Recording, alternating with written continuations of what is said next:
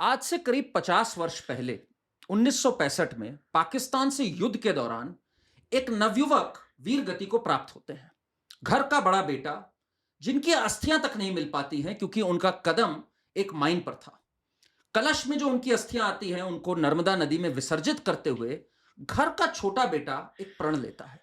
वो प्रण लेता है कि वो भी मां भारती की सेवा करेगा और युद्ध के मैदान में भी जाएगा और भारत माता का नाम रोशन करेगा। वो नवयुवक 50 वर्ष बाद आज भी एक मिसाल है भारत माता के लिए। 1971 का युद्ध हो, 1999 का कारगिल युद्ध हो, उन सब में उन्होंने भारत का झंडा लहराया और आज हमारे बीच हैं मेजर जनरल GD बख्शी साहब। Thank you. Thank you so much. Sir, it is an absolute honor to have you here on Karan Verma Unplugged. And sir, मैं आपको बताऊं, we've had podcasts with various people, politicians, धर्म गुरुज, सबके साथ, पर हमारे पास एक ही नाम बार बार आ रहा था, please get major GD Bakshi साहब, please get major GD Bakshi साहब। That's so kind of you. आपकी लाइफ सर अगर मैं देखूं तो शुरू होती है, जो मैंने पढ़ा, जबलपुर से शुरू होती है। Absolutely. And you are called the batch of 71, the That's batch right. that was meant for the battle. That's right. Please sir, trace us your journey, how this all started, how you got your inspiration. थोड़ा इस पे हमारे लिए रोशनी डालें। You see, the journey actually goes back to Jammu, city of temples, cupolas. जी, And my father was the chief education officer of the Jammu and Kashmir state forces of Maharaja Hari Singh. okay, He worked directly with him. He was personal, very close to the royal family, personal tutor to Yuvraj Karan Singh. okay. And, he was like the NDA principal. That was like the NDA of the Jammu and Kashmir Riyasat. जी, So he was like the principal of the NDA. And then, of course, when the state was absorbed into India, he was then, we were posted to Jabalpur. I was just 9 years old that time, and I still remember that, from Udhampur, where we were at our जी, last posting in J&K, you could see the mountains of Badharwa on this side, and you could see the Vaishno Devi massive on the, western side. And somehow, as a child, I used to be fascinated by those mountains. And I'm just sharing with you. जी, जी, And as a 8, 9 years old kid, they seemed to me to be the edge of the world. The sun came from behind. So I still remember that once my dad had a Alsatian. So I took that Alsatian along and I started. आपके father भी army में ही he He served was in the state forces. state forces, हाँ State जी, forces. हाँ, So I took my father's dog and I started walking towards the hills of Badharwa. I thought they were the edge of the earth. Ji, ji, ji, Right? And I thought if I could, in my, because mountains look so close. So I thought if I could just climb them, I could look down and see the fireball of the sun coming out. So I was very curious.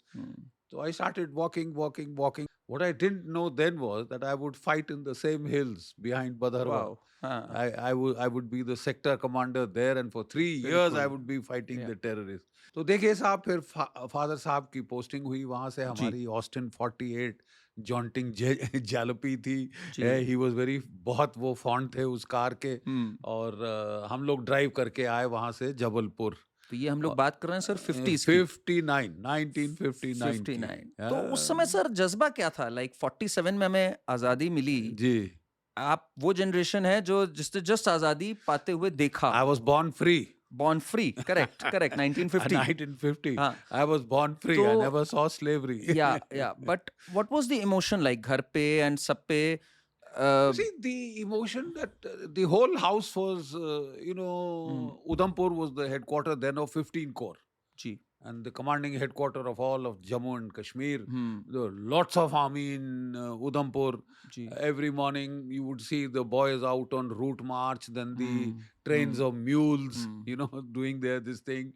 Then you could see the bakkarwals going up and down, transhumans, अपनी बकरियां शकरियां लेके जाते थे।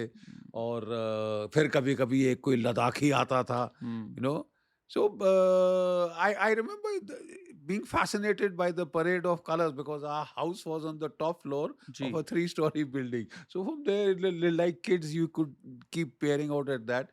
But the whole impression was army, army, army all the way, so that's ये मेरा जो imagination था वो वहीं पे पीपल हुआ। जी। और जब हम लोग जबलपुर आए, स्कूल में ज्वाइन किया वगैरह, तो मुझे पहली बात याद है कि जब एक हिल था जस्ट ओवरलुकिंग जबलपुर टाउन, तो जब हम वहाँ आए तो फादर ने कार रोकी, हम सब निकल के अपना नया घर देखा हुँ, पहली बारी। हुँ, तो मुझे याद है मैं छोटा-सा था, मैंने कहा लेकिन डैड यहाँ तो कोई पहाड़ नहीं है। हुँ, तो उन्होंने कहा बेटा अब हम मैदानों में हैं, अब पहाड़ नहीं दिखेंगे हमको। यू हाँ, no, so I felt very disappointed. Hmm. तो घर के पीछे कटंगा छोटी-सी पहाड़ियाँ होती थी जबलपुर में, जहाँ बंगला मिला हमें आर्मी का। उस टाइम पे सर आने लग गया था ये इम्प्रेशन कि आप यही करेंगे? You will be serving in the battlefield, you will be serving कुछ। देखिए देखिए प्रीमॉनिशंस होती हैं इवन हाँ, इन योर चाइल्डिश माइंड कि भाई हुँ, मैं जीवन में क्या करूँगा, ये हुँ, कुछ होता है। तो हुँ, मुझे याद है मुझे स्केचिंग का बड़ा शौक था, तो जो मेरी डैड मेरे को वो खाली कॉपी बुक्स देते थे, मैं उनमें स्केच भरता जाता था और ज़्यादातर स्केच सेना, सेना, सेना, आर्मी, हुँ, आर्मी, आर्मी। तो बड़े भाई साहब फिर वो गए ही हुँ, 63 में ही जॉइन्ड दी जे&के राइफल्स। जी, तो जब वो रेजिमेंट चूज़ करनी थी तो उन्होंने फादर से पूछा, तो उन्होंने कहा तेरे को क्या शक है? Hmm, J and K rifles, I hmm, served the J and K rifle, I want you in the J and K rifle. तो हुँ, वो 11th बटालियन में वो कमीशन हो गए। हुँ, और 2 साल बाद मुझे याद है कि हम लोग उनको सी ऑफ करने जा रहे थे, वो वापस पलटन जा रहे थे। और 3 महीने पहले उनकी वीरगति के, तो सब के सब लोग, हम उनकी पूरी फैमिली आई रेलवे स्टेशन पे। And somehow I think he had a premonition, तो वो बेचारे अच्छा, अपने ट्रेन के जो कोच में हुँ, दरवाजे में खड़े होकर वो till he could see us till the last he kept waving. Okay, that is मेरी लास्ट मेमोरी, मेरी उनकी वही है कि वो हुँ, ट्रेन ऐसे घूम रही है और हुँ। एक loan man in the So you you know remember this so vividly, even I 50 years later, 50 you years later I remember. can't forget it. Yeah, it's So waving out, waving out, waving out till the train disappeared. And that uh, was the last we saw him. That's my mm, last memory of mm, a tall, handsome cricketer, very mm, popular, mm, you know. And then I remember the war started. तो रोज हम लोग वो radio होते थे sets जी, जी, Philips जी, के, तो हम लोग वो रोज ऑन करके सुनते थे क्या हुआ क्या हुआ।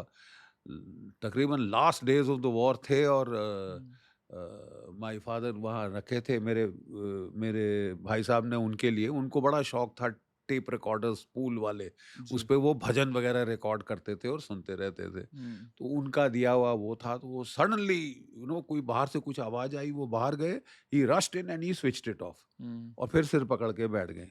तो आई केप्ट आस्किंग हिम क्या हुआ क्या हुआ? माई मदर आई तो बोला क्या हुआ?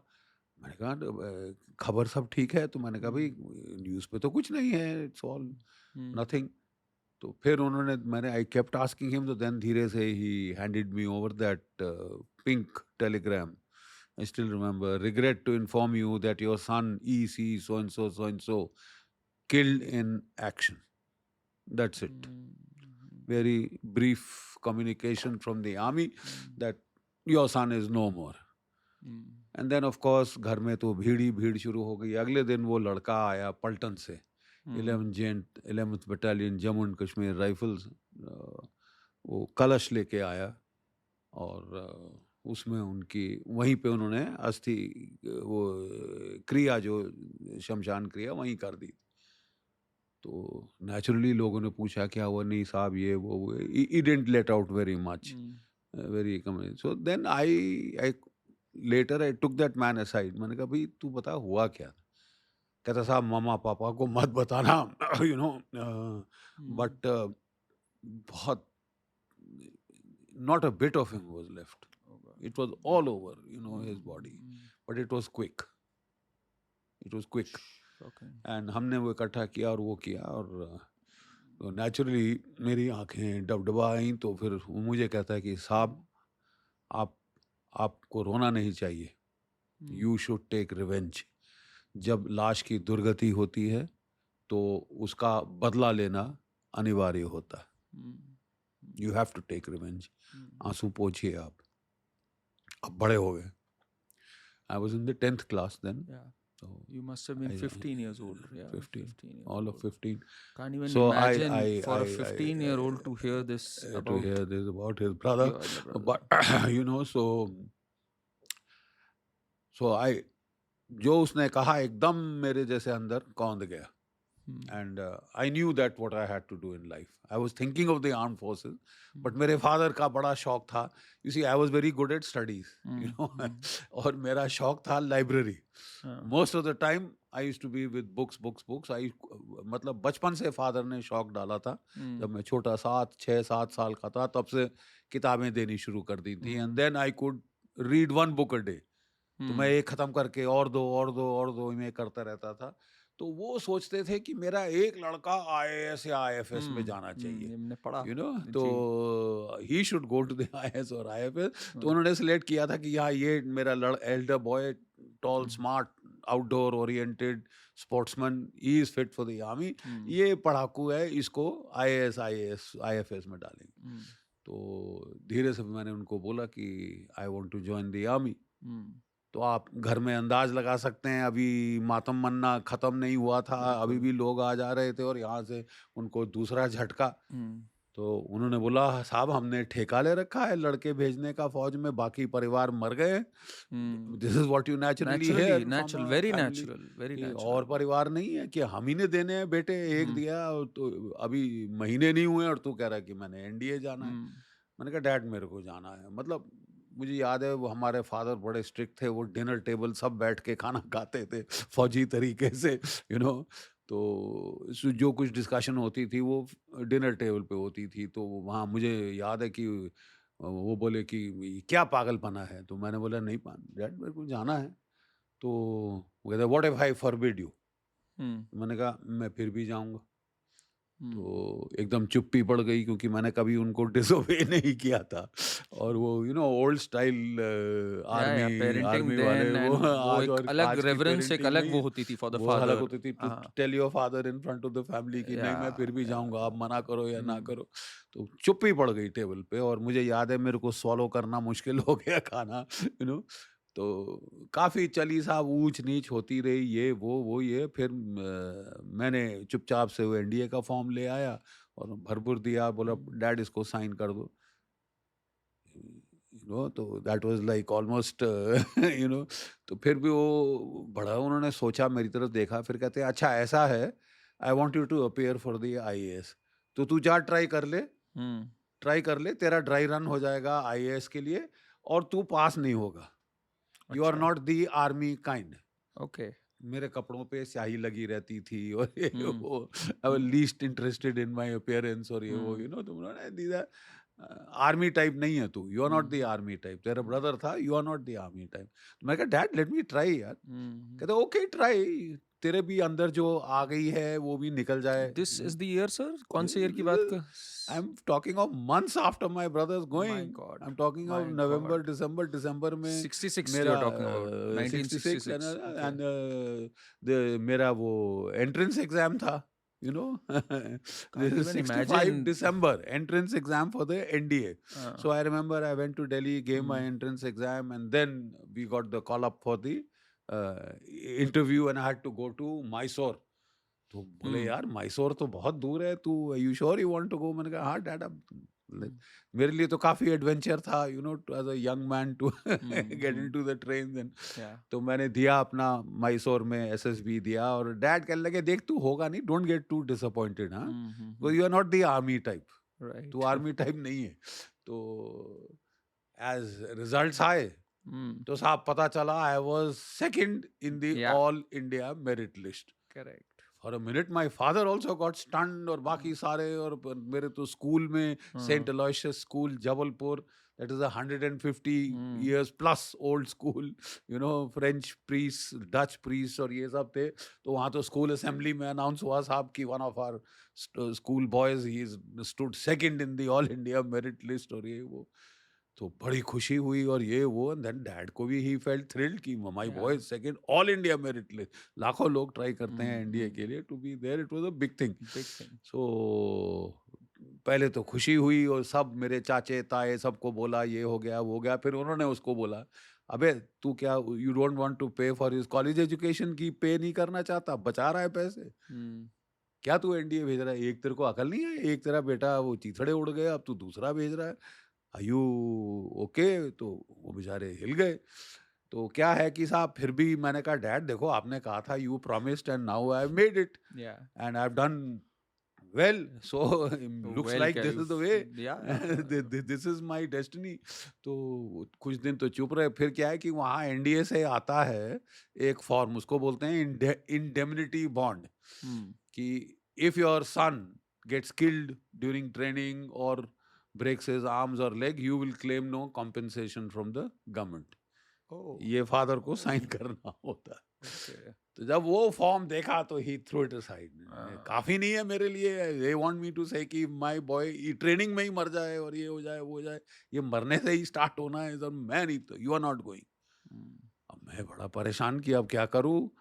वहां से मेरे को वारंट आ गया, रेलवे वारंट जाने का, और मूवमेंट ऑर्डर शॉर्डर वो भेज देते हैं, और cadet GD Bakshi report to Khadakwasla तो वो साहब एनडीए के आने का दिन शुरू हो गया, no you are not going, no you are not going. 10 दिन बीत गए, एनडीए स्टार्ट हुए। अब मेरे को लगा यार मेरी तो जो ड्रीम थी वो सब वो तो गई, it is like you know water through your fingers going down. तो मैंने साहब पुराने स्टाइल बंगले में रहते थे, मैंने गया रिक्शा बुलाया, मेरा ट्रंक तो पैक था, मैंने रखा उसमें और मैंने चल दिया।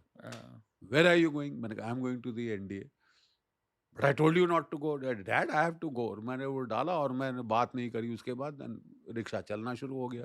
ये रिक्शा के पीछे पीछे आए देखने की ऐसे अच्छा ही he Dhaus also they didn't रहा give है, up, हाँ? ऐसे ही डरा रहा है या जा रहा है। हाँ, तो रिक्शा तो वो बाहर हो गया फ्रॉम द हम्म, गेट। तो फिर उन्होंने पीछे से पकड़ लिया, कहते हैं okay I realise that's your destiny and but घर से लड़ाई करके मत जा, गो टुमारो, मैं तेरे को छोड़ाऊंगा।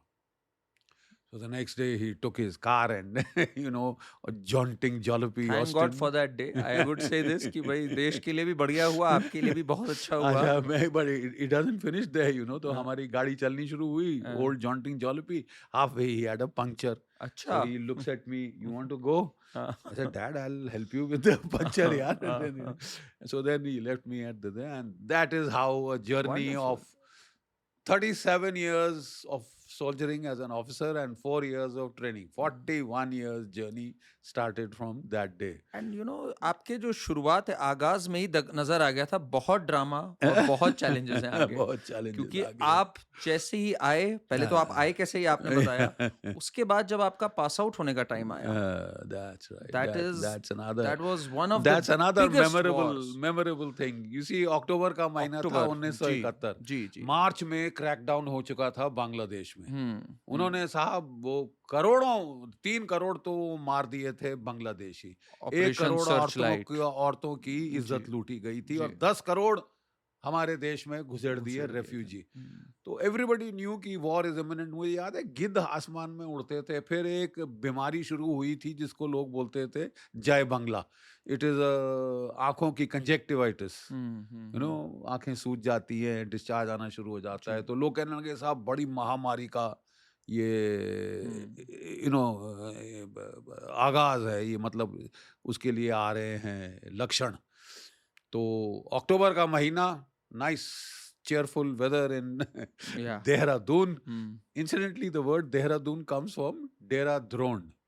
Oh okay, Dronacharya had established his camp for training the Kauravas and Pandavas on the banks of the Tons River, exactly where the Indian Military Academy came up 5,000 years later।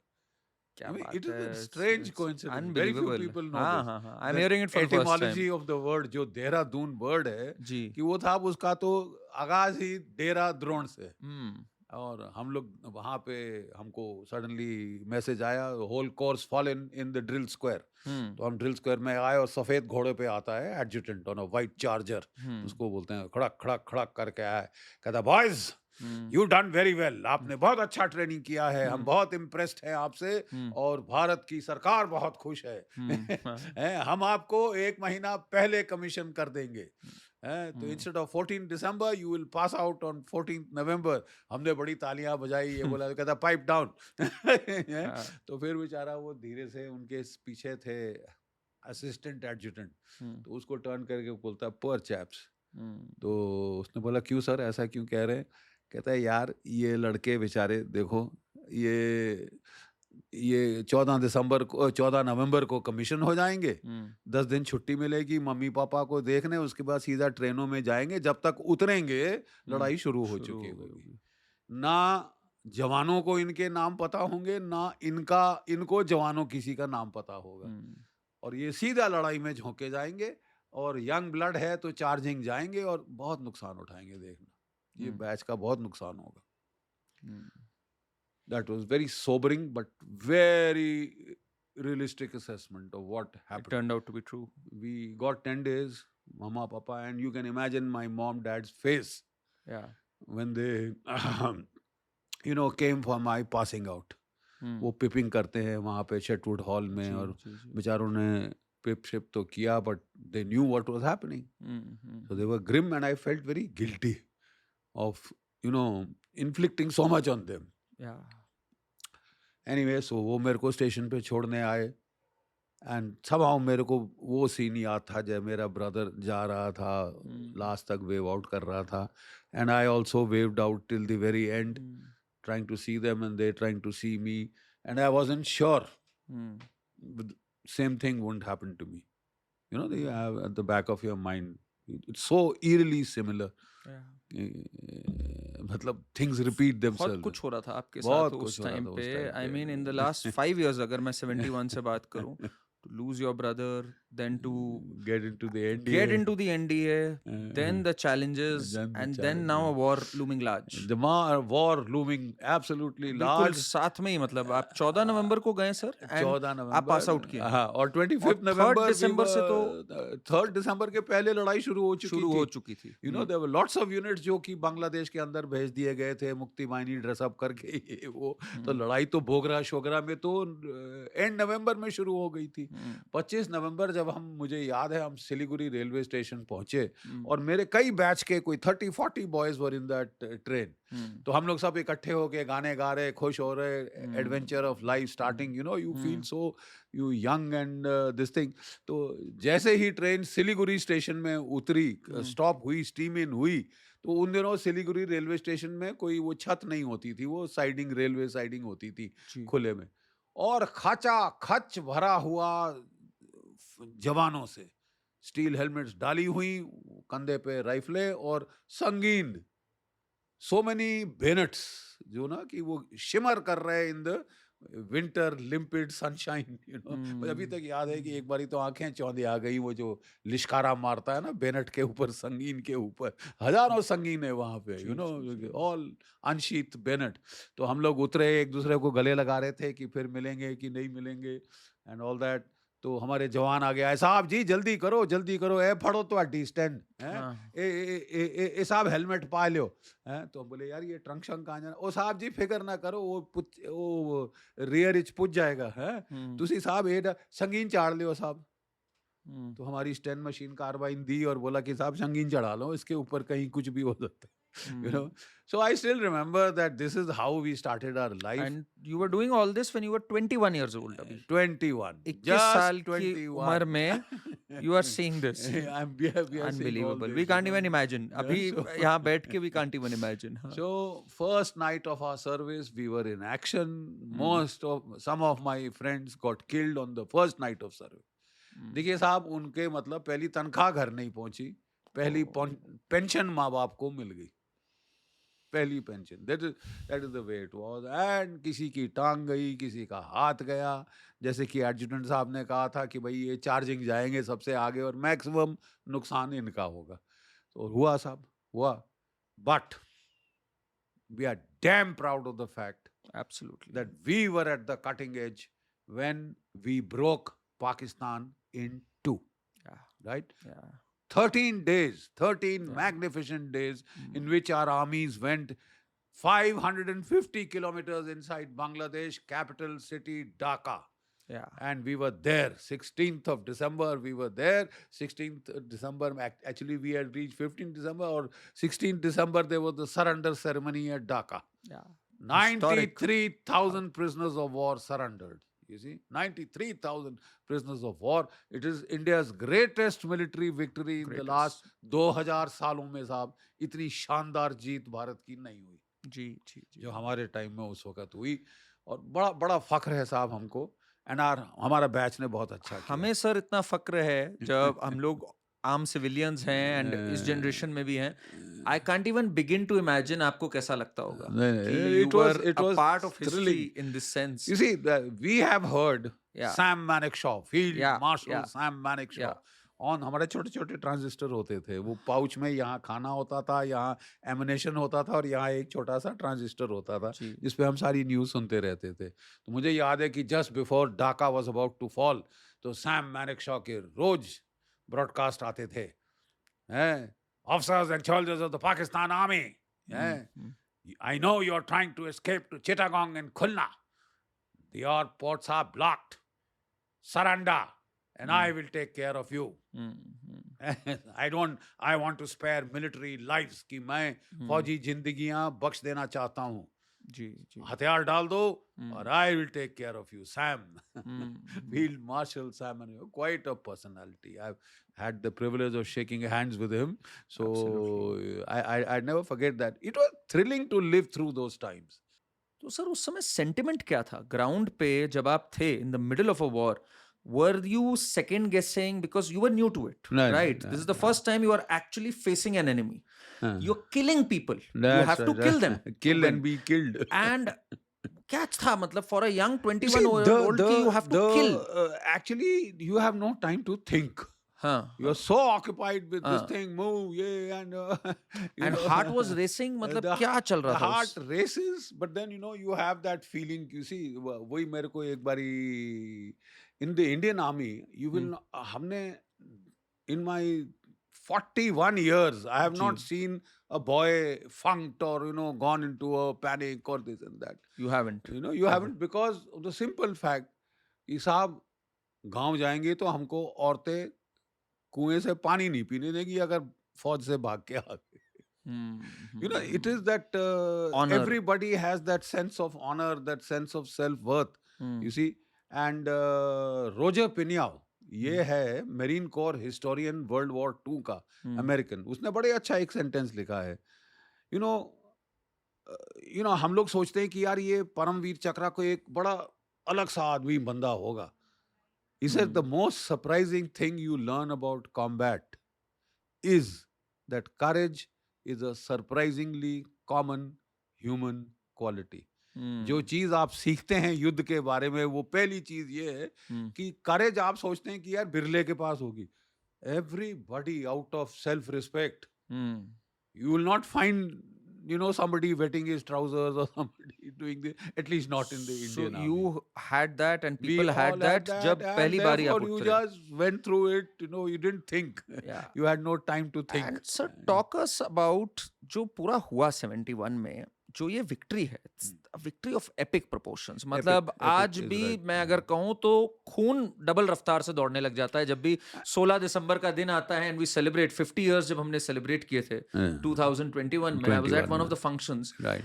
इतनी pride है आज भी. आज this भी, is आज- something we really talk about. देखिए कैसे हुआ ये पूरी चीज. Not just at the Indian civilizational yeah. level के ऊपर ही नहीं, जी ग्लोबल लेवल पे ये जी, एक जी. क्लासिक ट्राई सर्विस कैंपेन है. बिल्कुल. Army, navy, air force. So it is ये केवल मतलब भारतीय सभ्यता के दर्जे पे एक अभियान नहीं था. जी ये ग्लोबल लेवल का अभियान बिल्कुल, है जो कि बिल्कुल. मिलिट्री एकेडमीज दुनिया भर में उसको स्टडी किया जाता है. अमेजिंग कैंपेन की 21 दिन में आप जो है मुझे याद है lieutenant general Amir Akbar Abdullah Khan Niazi, हिलाले जुर्रत, सितारा पाकिस्तान इत्यादि इत्यादि, वो था उनका eastern army commander in Bangladesh. और हमने उसको बच्चे की तरह फपक फपक के रोते देखा है जबकि उसने सरेंडर का इंस्ट्रूमेंट साइन कर दिया तो ऐसे आंख करके बैठा था. और 93,000 कैदी और मुझे अभी भी याद है कि एक उनको जैसे कि ढोर डंगर को मालगाड़ी के डब्बों में डाल के भेजा जाता है, लॉक कर देते हैं, तो उस तरह वो पाकिस्तानी कैदियों को हम लोग अंदर डाल रहे थे और लॉक कर रहे, ताला लगा रहे थे। तो उनका मुझे याद है, एक सूबेदार मेजर बुड्ढा, फ्रंटियर फोर्स राइफल्स का, उसको बेचारे ओल्ड मैन था, तो वो सूबेदार मेजर बड़ी रिस्पेक्टेड अपॉइंटमेंट होती है एक पलटन में। He is the senior most of the jawans, अच्छा। है ना। तो लोग बहुत, और वो सबसे बुड्ढा होता है, वो और सीओ बराबर बराबर के होते हैं ऑफिसर्स में, कमांडिंग ऑफिसर और वो। तो वो जो थे वो वहाँ पे बराबर थे, तो लोग उनको हेल्प कर रहे थे वो चढ़ने में, डब्बा चढ़ने में। तो एकदम हमारा एक यंग कैप्टन साहब थे, उन्होंने बोला कौन सी रेजिमेंट साहब, कौन सी पलटन? बोला फ्रंटियर फोर्स। तो उनसे हम लड़े हुए थे, तो बोला तगड़ी पलटन है साहब। तो बेचारा बड़ा खुश हुआ। तो कहता है साहब हुआ क्या, क्यों? कहता है साहब आवाम हमारे बरखिलाफ हो गया था। और कहता साहब एक और बात बोलूं, आपके अफसर होते और हमारे जवान, फिर हम देखते दुनिया की कौन सी ताकत हमको हरा सकती थी। अच्छा।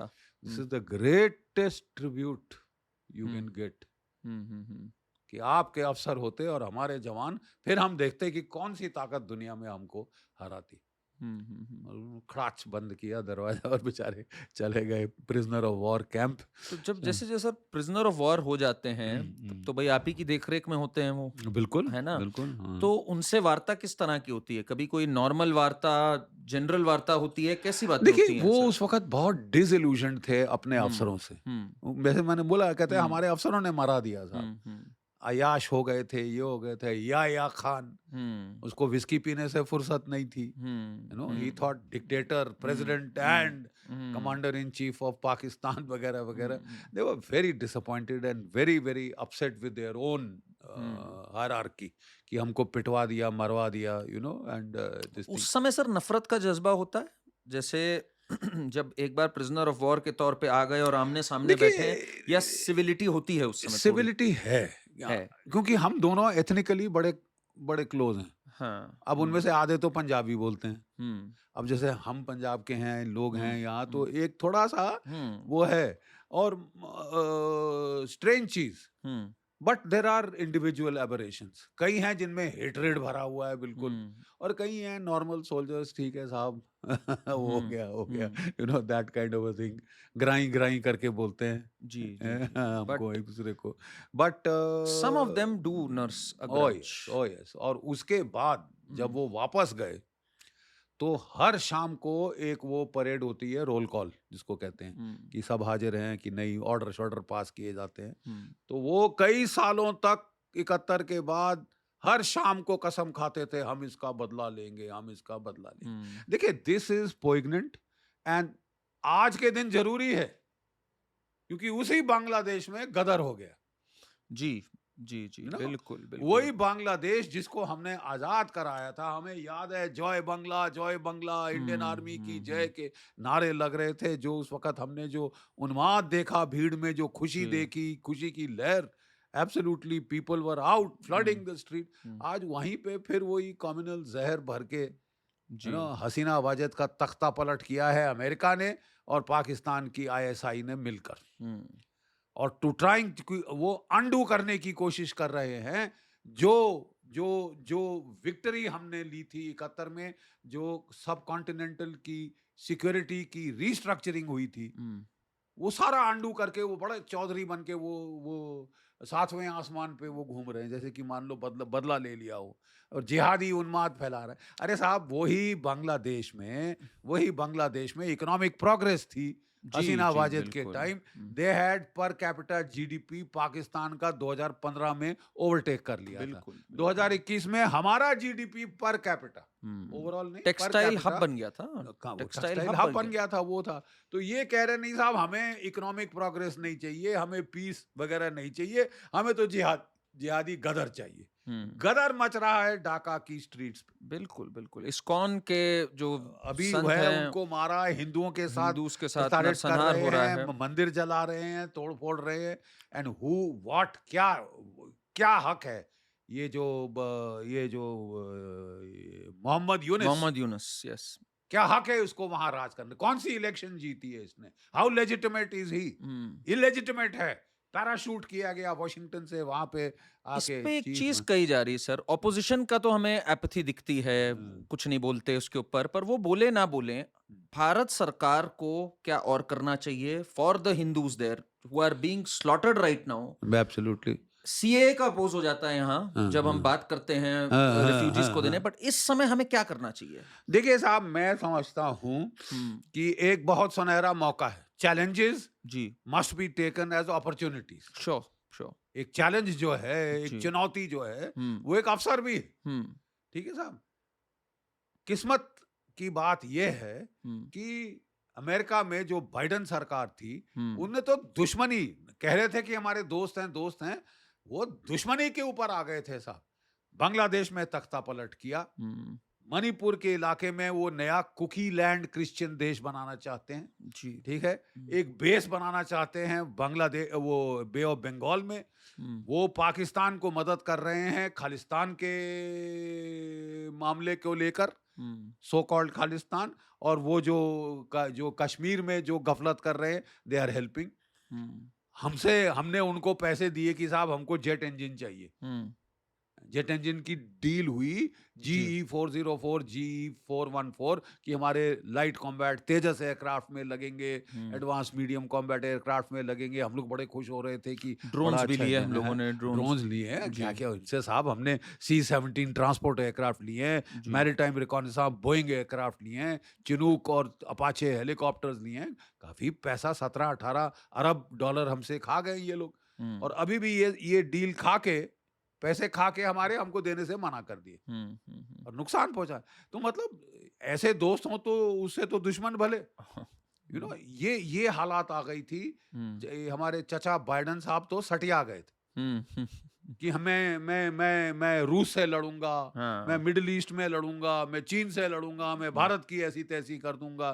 तो लोगों ने बोला साहब अपनी काबिलियत भी देख लीजिए कि आप कितना कुछ कर नाउ सकते दैट हैं वी आर इकट्ठे। ऑन इट सर, तो मैं इस पे वही पूछना चाहूंगा आपसे, अब जो ट्रम्प की जीत हुई, हम्म। अब आप इसको, इस ट्रेंड को रिवर्स होते हुए देखते हैं? Do you see peace coming in the region? Because अभी जो चल रहा है, एक तो रूस से हमने जो ऑयल लिया, उसके कारण अमेरिका ने भी कांस्टेंट एक श्रिल कैंपेन हमारे खिलाफ रखी। दे बिल्कुल ऑल स्टार्टेड लेक्चरिंग अस, जबकि बिल्कुल खुद बिल्कुल लेते रहे हैं, खुद यूरोपियन लेते रहे कंट्रीज हैं। सब हाँ। कुछ करते रहे।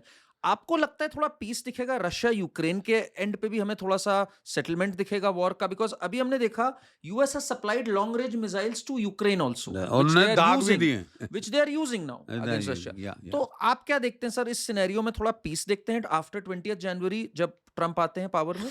देखिए, मेरे ख्याल ट्रम्प का आना बहुत बहुत is a good augury for India. जी। नंबर एक तो ये जो वैमनस्य था, ये जहर जो घुल गया था ये बाइडेन साहब की डेमोक्रेटिक सरकार में, डेमोक्रेट्स में, वो तो गए। उनको तो अमेरिका के लोगों ने रास्ता दिखा दिया है घर का। ठीक है।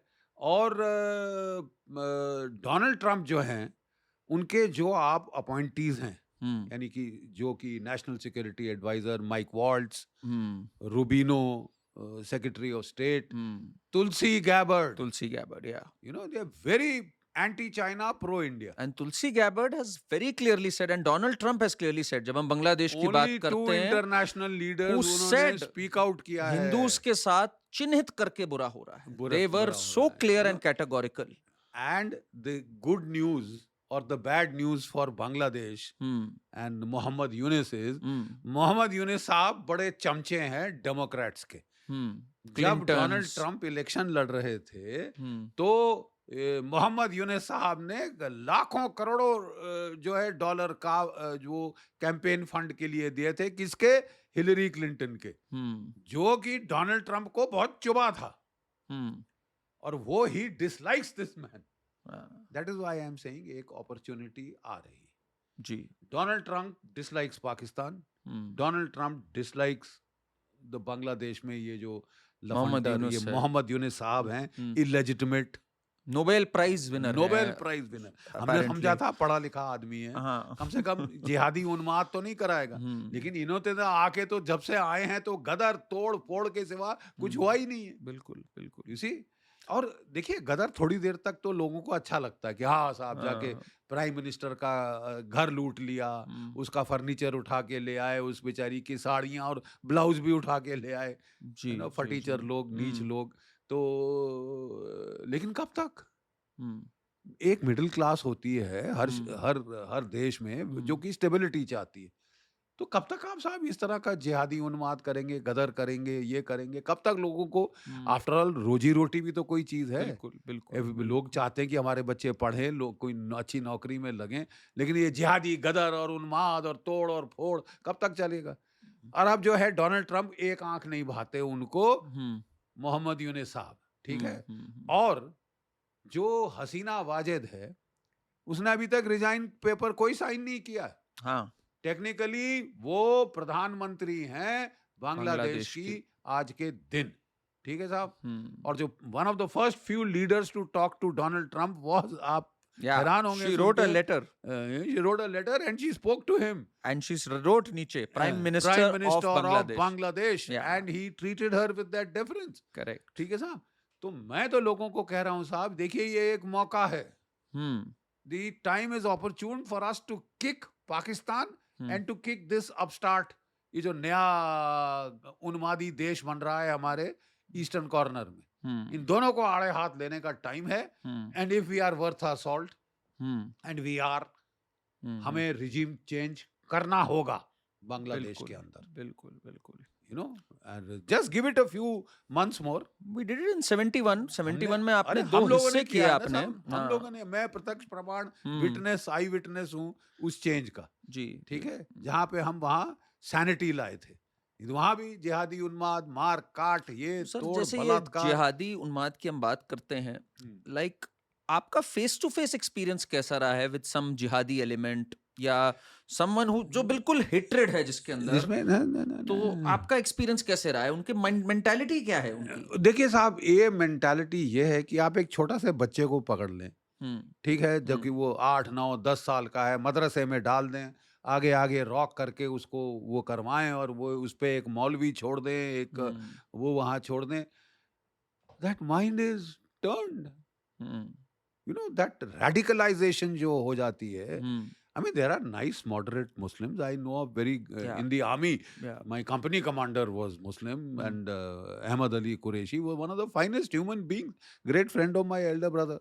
हम्म, So he used to look after me because he and my brother had जी been जी, together. Hmm, So there are very many fine Muslim people in our या country, of all over the course, world, all over the globe. But this category, radicalized, brainwashed.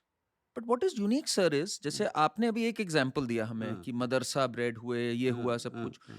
educated people who are pass outs from the best of universities, Universities. they become terrorists, civil engineers, because the doctors, basic, अगर आपको basic लेप वो लग जाए, हम्म वो जो radicalisation का हम्म लेप है, हम्म और फिर ऑनलाइन आपको इतना मटेरियल हेटरेड का मिल रहा है, so that you are now, you know, you add on to that particular hmm thing. देखिए, not only did I fight them in regular wars, पाकिस्तानियों को हम्म बांग्लादेश की लड़ाई देखी हुई है हमने, उसके बाद मैं पंजाब में तो खैर काउंटर टेररिस्ट ऑपरेशन किए थे, किश्तवाड़ 3 साल मैं कब आए सर सेक्टर आप कमांडर था। किश्तवाड़ में, कब आए? किश्तवाड़ में देखिए हम 2000 से लेके ऑलमोस्ट 2003 तक, मैं हम्म तकरीबन 3 साल सेक्टर कमांडर था। That hmm was one of the toughest area for counter hmm terrorist operation. Valley 7000 foot की, हम्म और जो पहाड़ 14 15 16 के, और ऐसी जगह में काउंटर टेररिस्ट ऑपरेशन करना, ये वादी से जाके दूसरी वादी से तीसरी वादी, my God, it was the toughest sir एक बार ऑपरेशन। हम लोग जरा सीरियली चलेंगे, जैसे 71 का युद्ध हुआ, Right. उसके बाद what was your next mission My like? next mission as a major was in Punjab.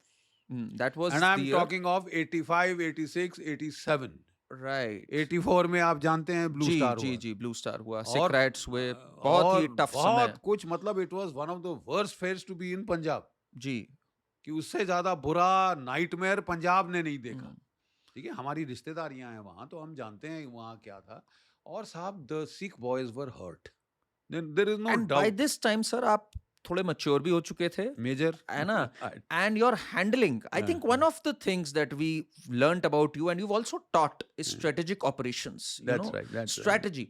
I think आपका उस समय एक स्ट्रेटेजिक माइंड की भी बहुत जरूरत थी उस जगह को, बिल्कुल, बिकॉज बिल्कुल, वो बिल्कुल, सिचुएशन एक ह्यूमन रिसोर्स के एंगल से भी इट वाज अ देखिए, मैं डिजास्टर। आपको बताता हूँ जी। कि मेरी 6 जे-एंड-के राइफ़ल्स थी, हम्म। तो उस वक़्त जो हमारी 4th बटालियन है, सबसे पुरानी पलटन है। हम्म। इट वाज़ देन 150 इयर्स 85 में हुए थे। हम्म। अब तो वो आप समझ लो कितने साल पुरानी 180 इयर्स हुई, हो गई अब 80 करीब, इयर्स ओल्ड 80 है। 90 सबसे इयर्स पुरानी ओल्ड। पलटन हमारी पहली पलटन थी 4th बटालियन। हम्म। तो उनका 150th आ रहा था, तो कर्नल रेजिमेंट साहब ने मेरे को हम्म। 2-3 साल के लिए वहाँ भेजा कि यार तू पढ़ा लिखा है, स्टाफ कॉलेज किया हुआ है, ब्रिगेड मेजर रह चुका है, तू वहाँ जा, उनको हेल्प कर, उनके रेजिंग डे की हम्म। हिस्ट्री लिखनी है, ये करना है, वो करना है, हम्म। So you go there. तो मेरे को भेजा वहाँ। वहाँ 2 कंपनी डोगरे, 2 कंपनी खालसास। हम्म। तो जब मैं बाहर से आया और बीएम-शीएम था, स्टाफ कॉलेज क्वालिफाइड था, तो थोड़ी तो ईर्ष्या जलन भी होती है। हम्म। तो वो कंपनी कमांडर बोले, "साहब इसको खालसा कम नहीं दो ना, ये हाँ। देखें कितना बड़ा चौधरी है, इसको भी आटे-दाल का भाव पता चले कि खालसा उसकी कमांड करना।" तो मैं थोड़ा नर्वस हो गया क्योंकि सारी टाइम मैंने हम्म। डोगरा ट्रूप्स कमांड किए थे, हम्म। जो कि वो बड़े डिसिप्लिन्ड हैं। हम्म। तो खालसा ट्रूप्स वो था, और फिर वो ज़माना हम्म। 84 में ब्लू स्टार हुआ था। जी। Boys were hurt. Let me be hmm. blunt and straightforward. या। And even I would be hurt. हम्म। अरे ऑफ भाई, अगर कोर्स, मेरा ऑफ कोर्स। टेम्पल अटैक हो जाए, even I would be hurt. So I could understand that feeling of hurt and that anger. तो और they are you were going through a lot in the sense 71 war में Indira Gandhi was the prime minister, that's right, right? that's right. तब आपने एक absolute heroic victory देखी army की, she was the prime And minister. then she was assassinated. Now in 84 She we were all can, hurt we कि were, भाई ये हुआ, the Sikh riots that uh, happened, that also happened. that's right. Sikh riots happened after her death, but Yeah, Operation Blue Star happened while she was alive, while while she she was was the in, prime minister. she was in charge. Huh? So what was the sentiment towards Indira Gandhi? Like आपने उनको heights पे भी देखा है when she was Look, absolutely dynamic. I personally, you ask me, I think she is one of our best prime ministers. That's what you think? Period. Yeah. Period. I wanted to know this. She broke Pakistan in two, Hmm. but then she suffered because of her sunstroke. Hmm. You know, Sanjay Gandhi ji जब आए, वो comic पढ़ते थे, Hmm. उससे ज्यादा उनकी पढ़ाई लिखाई सीमित थी, but he wanted to be the, you know, the dictator of India, Hmm. to kick people around and this thing, and बहुत ज्यादा नुकसान उन्होंने कराया। Indira How big Gandhi a role, का जो sir? पतन हुआ उस वक्त जी जी. इमरजेंसी के time Hmm. was because of her son, Hmm. Hmm. and you remember she was back. Hmm. Yeah, She yeah. was Of back. course, she came back. So as a military leader, I think she is one of the best. How big a role, sir, does the prime minister have when there is a war going on? Because yes, जैसे जब भी हम लोग की बात होती है, कहा जाता है अरे it's the military that won us the 71 war, don't That's right. attribute it to the prime minister. No, We no, agree, we no, agree. no, no. But how big a role, कितना बड़ी भूमिका होती है sir प्रधानमंत्री की उस time पे, कि आर्मी को प्रोत्साहन देना, रिसोर्सेज देना, मोबिलाइज करना, मतलब आप क्या सोचते हैं कितना बड़ा योगदान है उसमें? No, no, it होता है was योगदान। extremely major. Firstly, the political decision to go, no go. The hmm. army can't go in without that political decision coming बिल्कुल, from the highest headquarters, and बिल्कुल। you need courage and guts to hmm. take that kind of a decision. Hmm. The only other person I can say matching decision is Lal Bahadur Shastri. Cross the border in 65, hmm. Lahore and Sialkot पे हमला कर दो, चढ़ हम्म। जाओ. You hmm. see, firstly it takes that decision. And it But was I a very big, sir, leap also for us. That's क्योंकि right. 62 war में we were down under. we were down because of the political leadership That's right. also.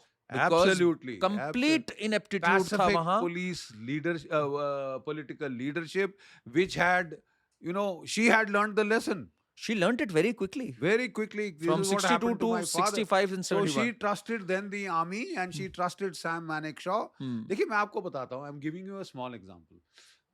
March 1971. Yeah. Emergency meeting of the cabinet was held, and Sam, as the chairman, joint chiefs of staff or chairman chiefs of staff, he was called to attend that meeting. Hmm. And वहाँ वो बोले, madam करोड़ों refugees आ गए हैं, अभी हम लोग जो हैं अपने एग्रीकल्चरल संकट से उभरे हैं, नहीं तो हमको तो शिप टू माउथ एग्जिस्टेंस था, PL-480 के जहाज आते थे अनाज देने. तो then we had the green revolution, और ये ग्रीन रेवोल्यूशन के चलते we had become self-sufficient in agriculture. तो बोले साहब हम तो मैडम मारे जाएंगे क्योंकि 6 महीने इस तरह का लोड पड़ता रहा, 10 करोड़ और लोगों को खिलाओ और कोई अंत नहीं है कि वो तो और मार के जितने हैं वो तो भेजे जा रहे हैं, तो हमको तो कुछ करना ही पड़ेगा. तो she turned to Sam. He said, Sam, what are you doing about it? Sam कहता है, madam, what do you want me to do about it? ये मार्च की बात हो रही है 71.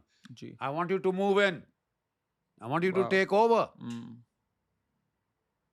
मतलब 1 मिनट के तो हक्का बक्का रह गया ऐसा order.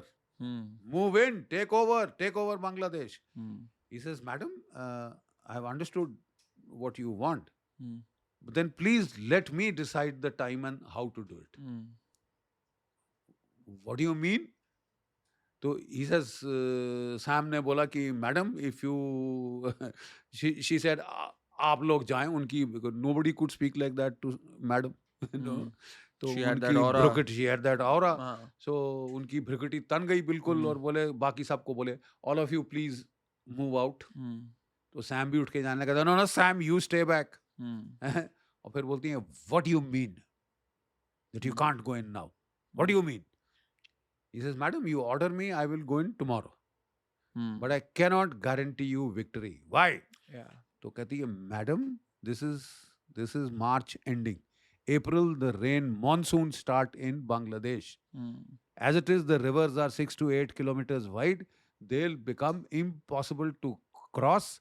My vehicles, my tanks will get stuck down in the mud. The Air Force, because of the cloud cover, will not, वो मेरे को air support नहीं दे पाएगी. मेरी हवाई वायु सेना.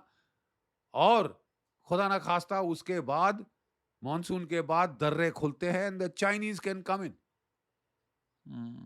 So let me choose my time. If I go in November, December, बर्फ पड़ चुकी होगी, चीन चाह कर भी इंटरवीन नहीं कर सकेगा. ग्राउंड हार्डन हो चुकेगा. मेरे टैंक, मेरे कॉन्वॉयज, जो मेरी गाड़ियां जो जानी है वो जा चुकेंगी, वो जा सकेंगी.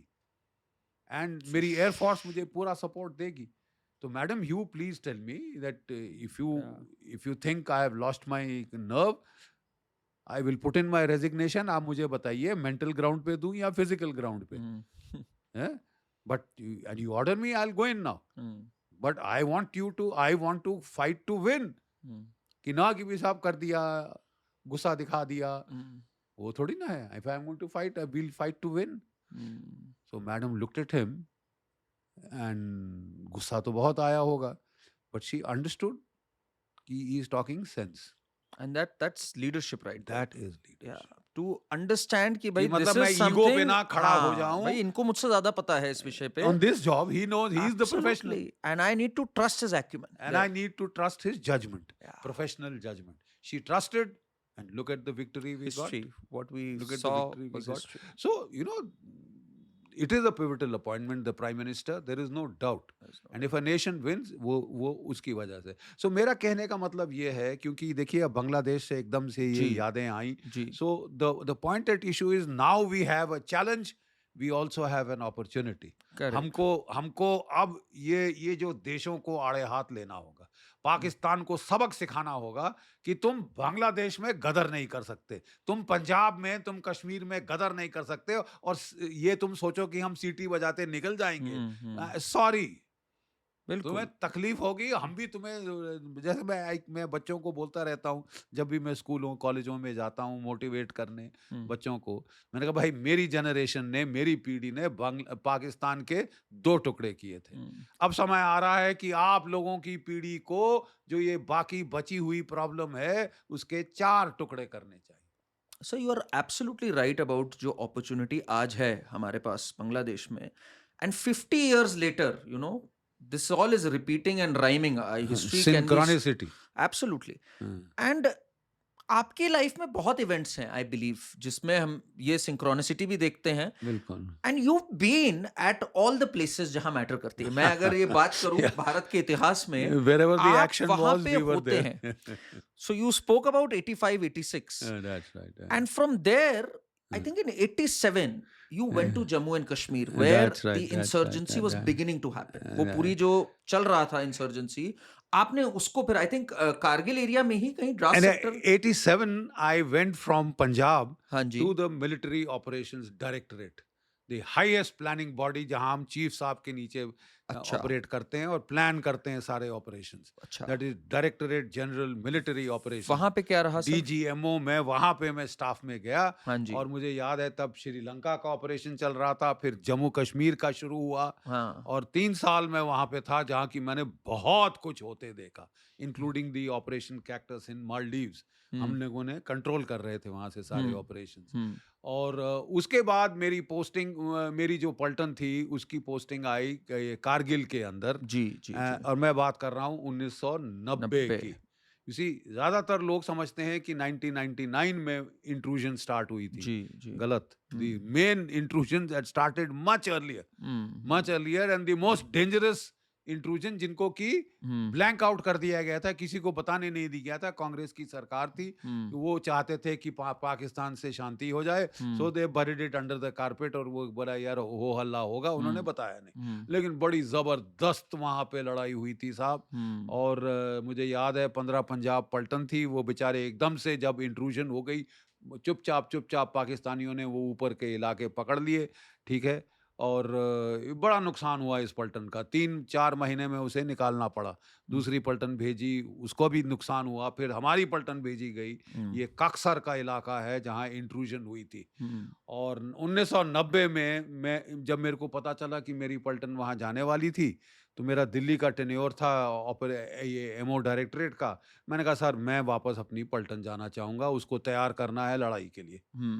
There is a major you could see that, वो नज़र आ रहा था। Major thing happening there, hmm, so मतलब वहाँ साहब हाईएस्ट फायर लेवल था।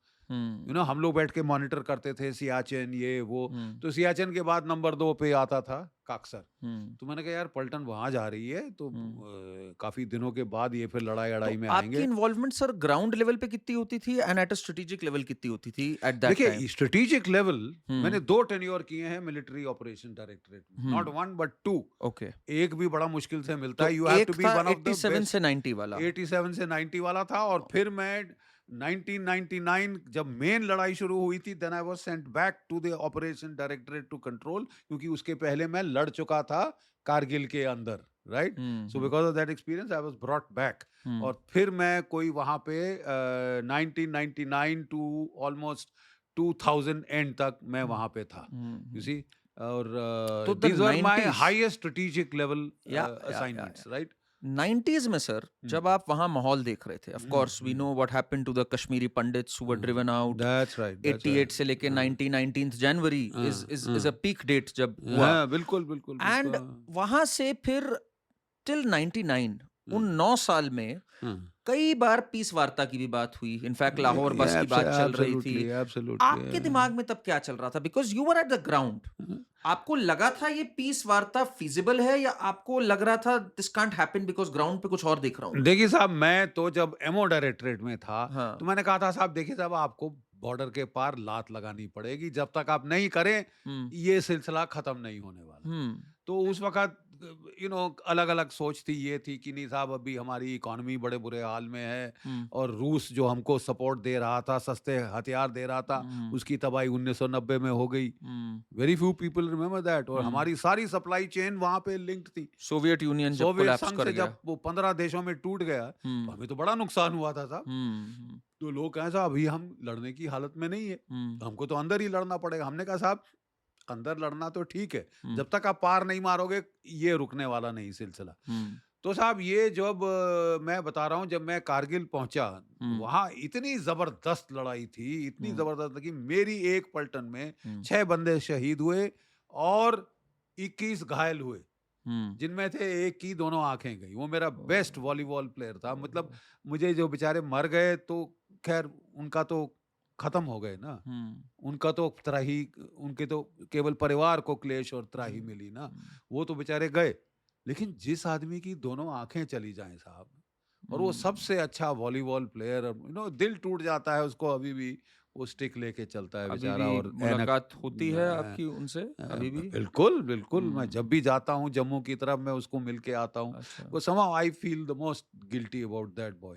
but 6 killed, 21 wounded, एक वीर चक्र मरणोपरांत, 4 सेना मेडल, मुझे विशिष्ट सेवा मेडल दिया गया, तोपें चली, मोटर चले, एंटी टैंक गन्स चली साहब, वो तो पहाड़ हिल गए हमारे सामने। 29 बलूच बदमाश पलटन ये थी और 3 नॉर्दर्न लाइट इन्फेंट्री, इनके हमने 45 मार डाले और कोई 150 से ज्यादा इनके घायल हुए। त्राहिमाम मच गया था।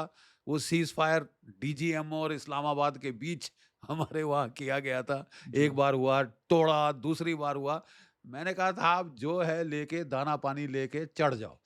उन दिनों साहब हमारे कोर कमांडर साहब होते थे जकी, जनरल जकी, वो बड़ी अपने टाइम की बड़ी चीज है। तो तब वादी में गदर शुरू हो गया था। तो उस वक्त साहब एक स्कूल ऑफ थॉट था कि वो बोले साहब मैं ये वादी में बहुत गदर हो रहा है, मुझे यहाँ कॉन्सेंट्रेट करने दो, जो तुम लोग लाइन ऑफ कंट्रोल पे हो चुप बैठ जाओ, don't disturb me, don't distract मी। तो लोगों ने बोला साहब आप आप वहां लड़िए, हमको हमारी लड़ाई लड़ने दीजिए, हमारे हाथ पैर क्यों बांध रहे। नहीं नहीं, वो बहुत गुस्सा हो जाते थे।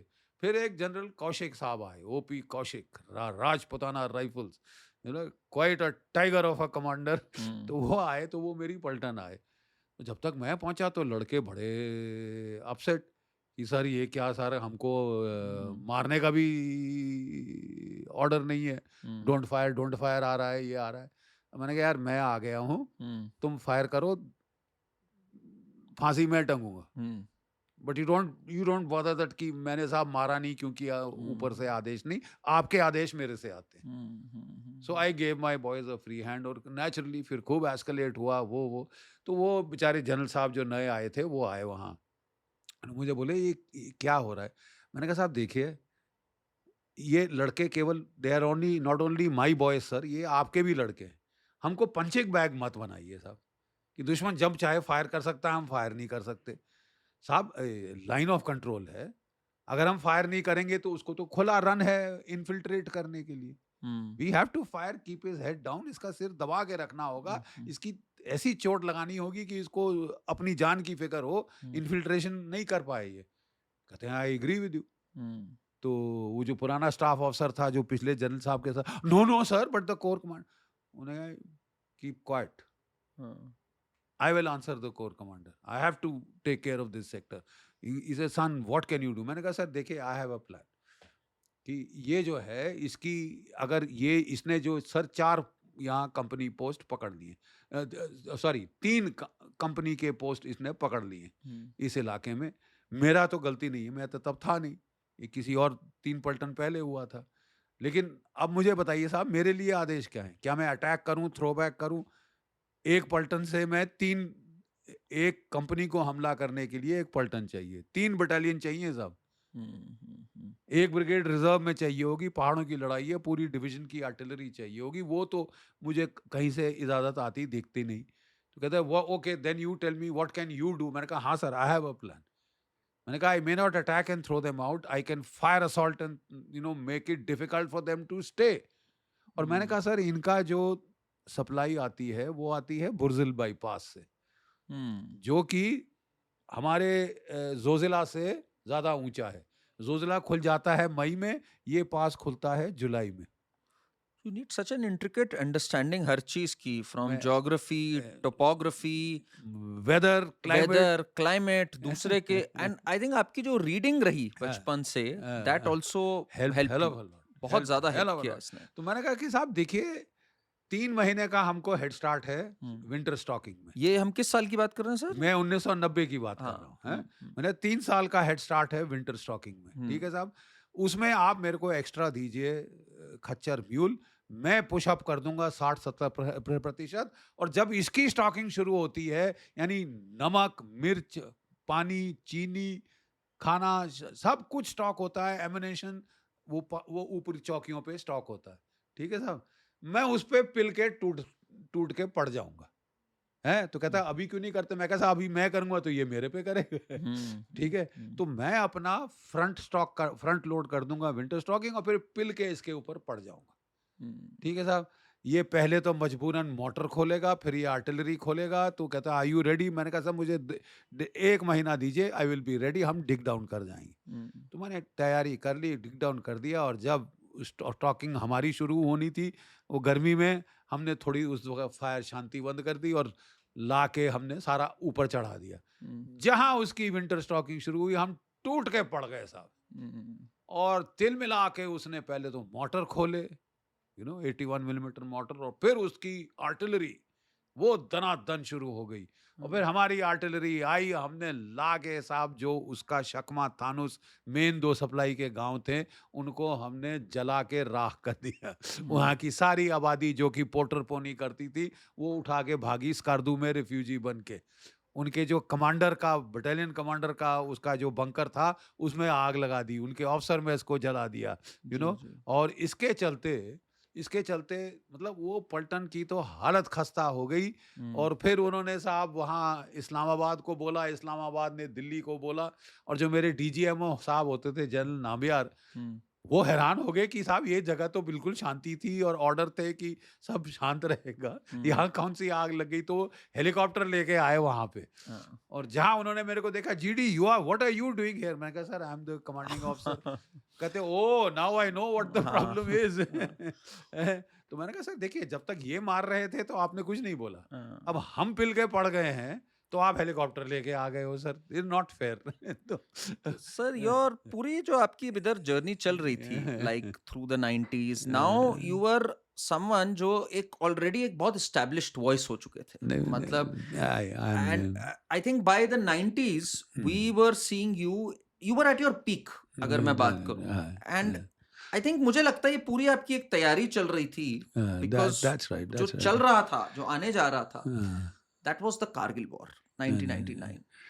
उससे भी ज्यादा, उससे भी, हाँ, मैं आई टेल यू, हाँ, कारगिल का तो ये लोकलाइज था। हम्म, तो कारगिल वॉर की तैयारी थी। जी, and I was then sent to the military operation directorate when the main Kargil war was but fought, happened. because of my experience जो कि वहाँ था। हम्म, and I thought I was able to contribute my little bit, quite a bit वहाँ पे। कारगिल के बारे में sir हमें बताइए, बिकॉज दैट वाज जब टेलीविजन आ गया कायदे से, मैं कहूंगा उस टाइम की सबसे पहली वॉर है ये, जो फर्स्ट हमारे टेलीवाइज्ड मेमोरी वॉर। में है, first televised war, exactly. And आपके पास यूनिक डिस्टिंक्शन है कि आप 71 में भी थे और 99 में भी रहे। पूरी जर्नी जो रही आपकी, कितना फर्क आया, और 99 की विक्ट्री कैसी रही? How do you feel about it? Because वो एक चैलेंज था, थोड़ा सा एक एलिमेंट ऑफ सरप्राइज था जो कारगिल के देखिए टाइम साहब, हुआ। मैं आपको बताता हूँ, टोटल सरप्राइज। हम्म, देखिए जब वो 1998 में वो एटॉमिक एक्सप्लोजन्स हुए, हम्म, तो वाजपेयी जी बहुत ही एक डिसेंट ह्यूमन बीइंग थे। तो उन्होंने हम्म, सोचा यार ये अब दोनों देश न्यूक्लियर हो गए हैं, हम्म, हमारे बीच में लड़ाई तो तबाही हो जाएगी। हम्म, तो वो गए, लेट्स हैव पीस। हम्म, और वो बस यात्रा लेके क्या इनिशिएटिव लिया कि he went to Lahore to have piece.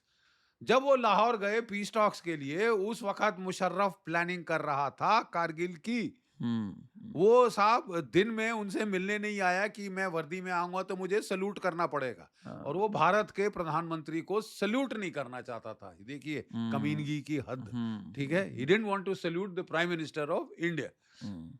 और शाम को आया सूट डाल के। अच्छा, Musharraf was also nursing that wound जो था हाँ। 1971 में, जो आपने वो दिया था वो उसको। 1971 में वो एक जूनियर था ना, बड़ा तो काफी पैरा तो कमांडो का प्रिजनर्स मेजर। ऑफ वॉर जो थे उन्हीं में से उनमें उनमें नहीं ही था। Was not a prisoner of war, हाँ, नॉट अ हाँ, prisoner of but war, one of but he those was elements one जो ऑफ दोज रखते हैं अपने अंदर ग्रज, वो था वो। Grudge, very great grudge. तो हम्म, वो सल्यूट नहीं करना चाहता था, हम्म, और जब हम वहां पीस टॉक हो रही थी, नवाज शरीफ पीस टॉक कर रहा था, उसको भी डार्क में रखा।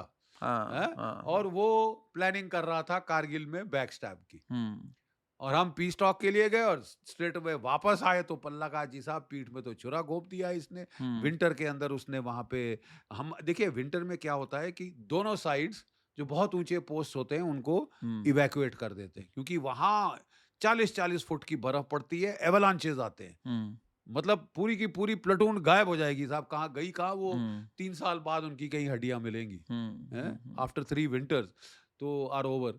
सो उस वक्त एवलांच से बचने के लिए दोनों, वो भी और हम भी, अपने पोस्ट विड्रॉ कर देते थे। तो मुशर्रफ की प्लानिंग ये थी कि साहब जहां ये ले कारगिल की रोड जाती है, ये अपना ये जो नदी है जिसको द्रास बोलते हैं, उसके साथ साथ तो जो पोस्ट खाली करते हैं इंडियंस, हम उनको जाके विंटर में पकड़ लेंगे। जो लोकल वहाँ के शिया लोग हैं, यू नो, जो ट्राइबल्स हैं उस एरिया के, उनको इस्तेमाल करेंगे, जो कि who are used to the winter and the snow. So you see, तो that was his tribals, planning कि हाँ, मैं जो है ये मैं पोस्ट पकड़ लूंगा, ताकि जब गर्मी आती है और इनकी लेह की स्टॉकिंग, सियाचिन की स्टॉकिंग शुरू होती है, हम धनाधन डायरेक्ट फायरिंग वेपन से उसके ऊपर फायर करेंगे। This was his plan and it had more और less succeeded.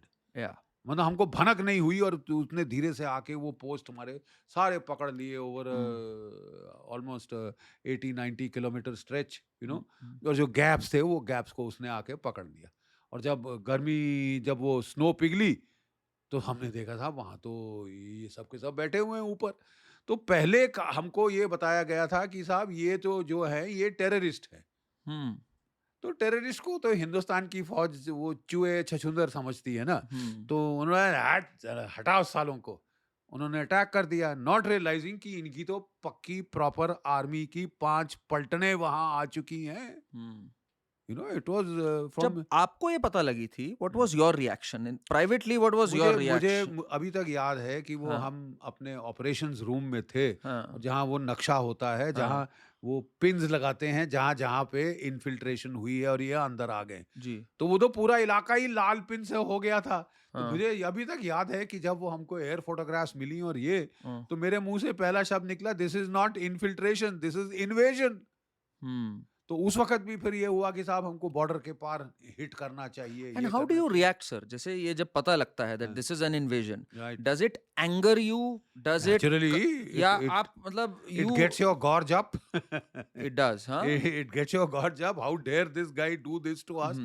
You know, and does it drive you, like does anger and aggression drive you, या देन आप naturally, काम डाउन naturally, करते हैं? I want to know what goes in your mind actually. You see, at that apex level, हाँ, you have to control your aggression and think very exactly, calmly, very dispassionately, हाँ, logically, and work out things and hmm, war game things. If I do this, he'll do this.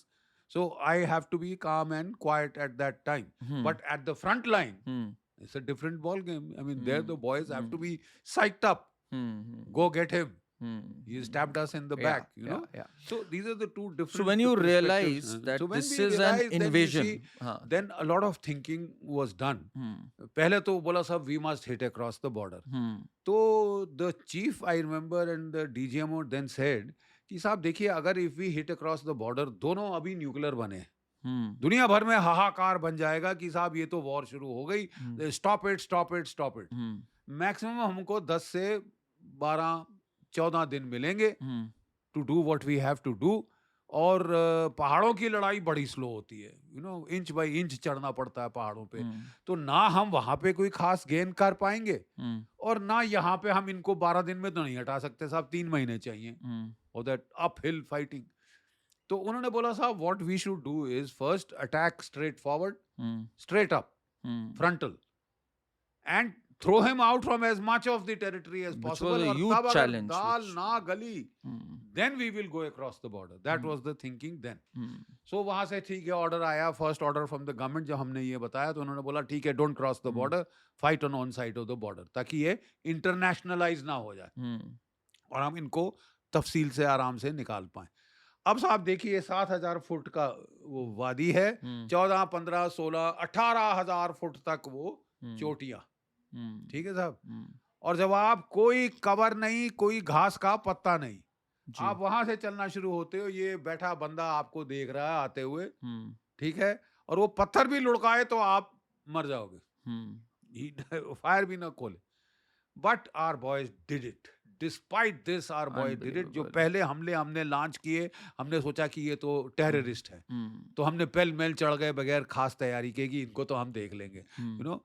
और पता चला कि साहब ये तो पूरी पाकिस्तान की फौज की 5 पलटने, एक नहीं 5 पलटने आई हुई हैं, नॉर्दर्न लाइट इन्फेंट्री की। इनके machine gun, heavy machine gun, सब कुछ, मोटर शॉटर सब कुछ आया है, तोपें पीछे लगी हुई है। It was a full scale attack. तो देखिए साहब, फिर हमने जो है एक पॉज किया, ट्रूप्स बिल्डअप किए, 8 माउंटेन डिव वहां से लाई गई, जनरल मोहिंदर पुरी साहब थे और तोपें लाइन।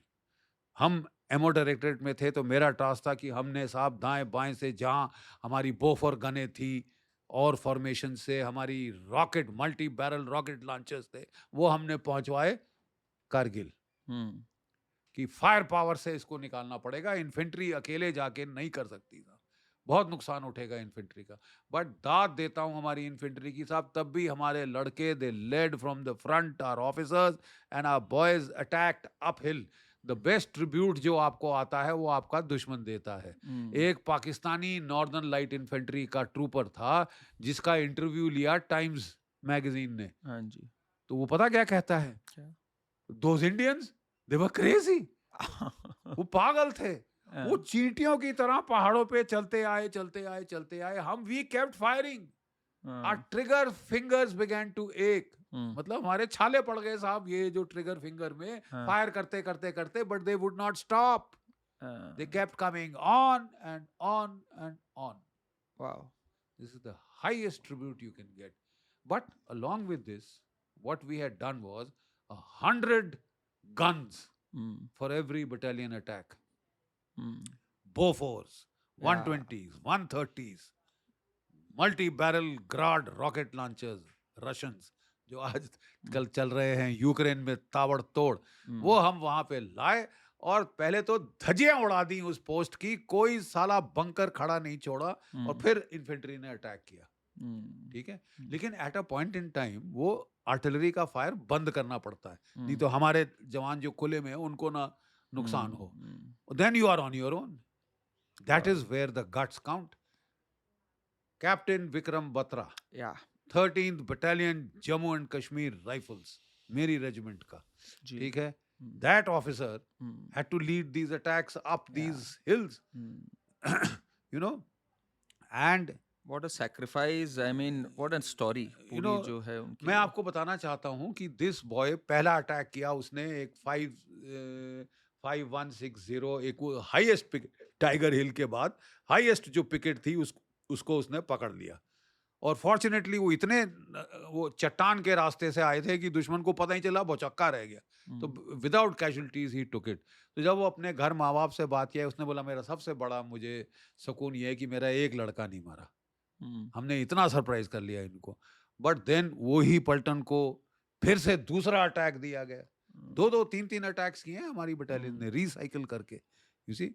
और वो जब अटैक किया तो उसको बुखार था, he was down with fever, तो सीओ ने नहीं जाने दिया, तू इधर बैठ, बड़ी rest, you are not well. तो वो गई 2 कंपनियां और वो फंस गई, दे वर पिन डाउन, और बड़ा नुकसान हो रहा था।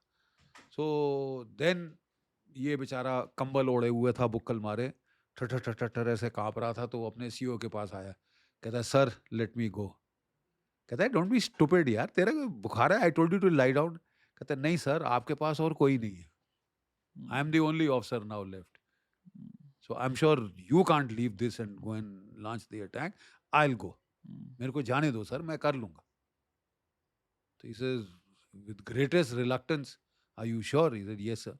तो ये गया, अटैक लीड किया, he push through, he captured that particular post, और फिर उसके बाद जो पाकिस्तानी थे they started shelling, mad shelling, you know, उन्होंने शुरू करी, एंड ये लोग बेचारे पत्थरों में जाके वहां पे छुप गए।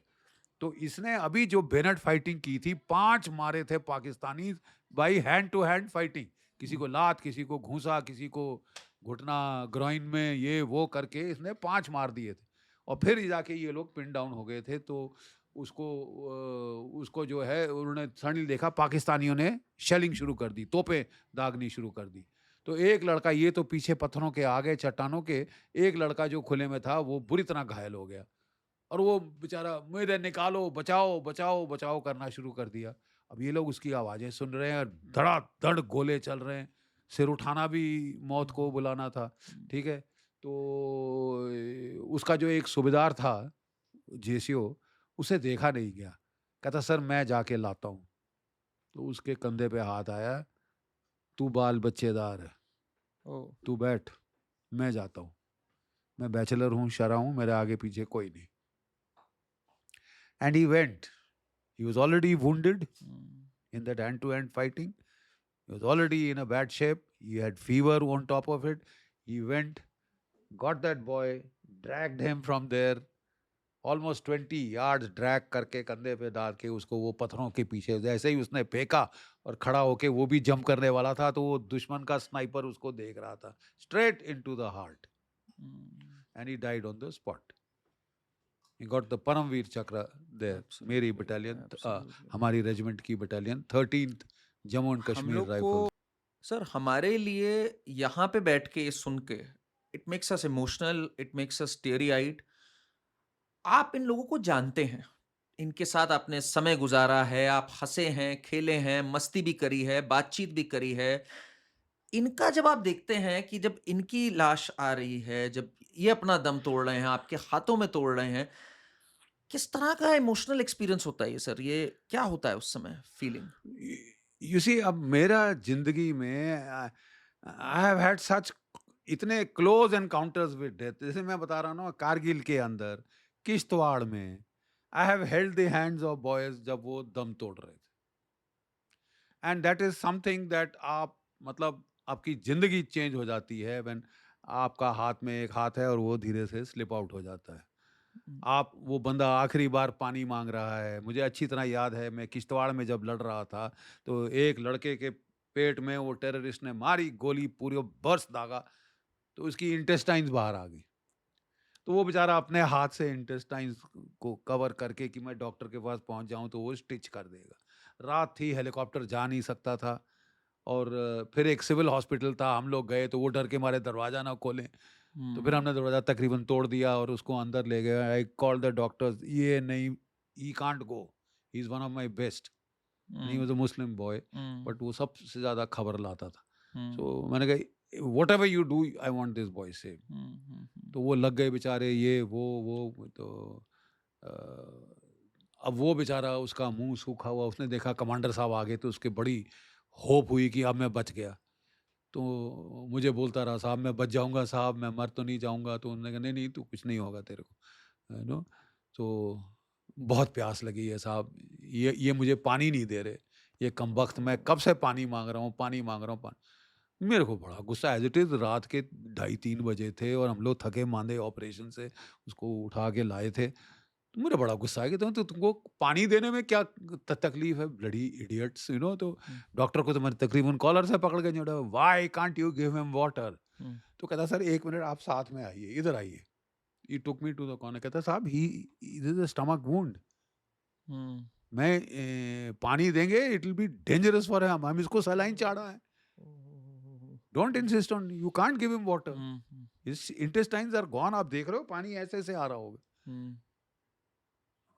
व्हाट डू यू से मैं भी चुप हो गया मैंने उसकी तरफ मैं कहा यू श्योर कहते हाँ सर सैलाइन चढ़ा हुआ है देखा बट वो पानी पानी पानी मांग रहा है तब से तो डॉक्टर तो मेरे को बोल के चले गए I had to also keep quiet so I just held his hand पानी साफ पानी पानी पानी तो देन मेरे से रहा नहीं गया आई टोल्ड मेरे साथ जो लड़का था मैंने कहा बेटा इसका मुंह गीला कर दे ठीक है इसका मुंह गीला कर दे तो उसने उसको दिया पानी की बोतल ग्राई ग्राई यू नो का कि मुंह पे दे उसने साहब छीनी बोतल और गट गट गट गट करके before we could take it away वो आधी बोतल पी गया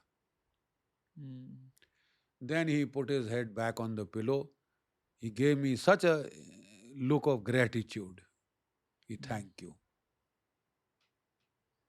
he was gone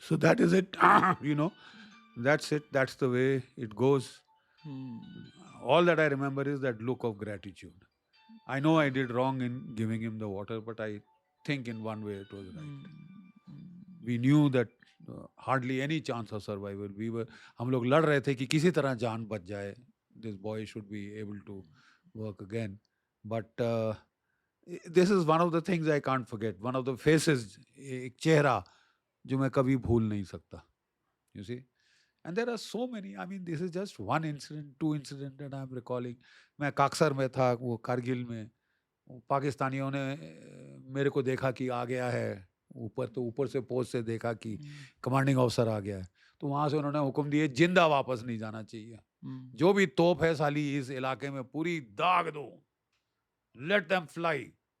ठीक है साहब।